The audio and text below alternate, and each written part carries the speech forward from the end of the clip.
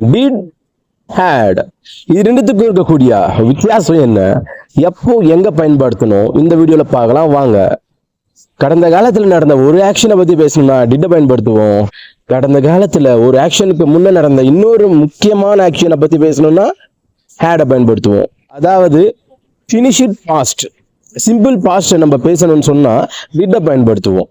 எப்போ டிட் பயன்படுத்தினாலும் அதுக்கு அப்புறம் verb என்பதை V1 தான் பயன்படுத்தணும். had எப்போ, கடந்த காலத்துல நடந்த ரெண்டு ஆக்ஷன்ல முதல் நடந்த ஆக்ஷனை பத்தி பேசணும்னா had. டிட்னா சிம்பிள் பாஸ்ட்ல பயன்படுத்துவாங்க. ஹேடுனா பாஸ்ட் பர்ஃபெக்ட்ல. டிட்க்கு அப்புறமா வரக்கூடிய வெர்ப் என்பது பேஸ் ஃபார்மா இருக்கணும்.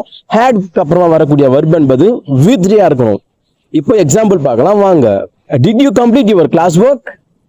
I did call him yesterday. I had eaten before she arrived. I had eaten first action.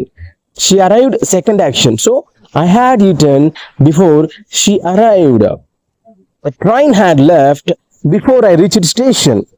The train had left before I reached station. The stationக்கு போறதுக்குள்ள train கிளம்பிடுச்சு. Train கிளம்பிட்டது first action. The stationக்கு போனது second action.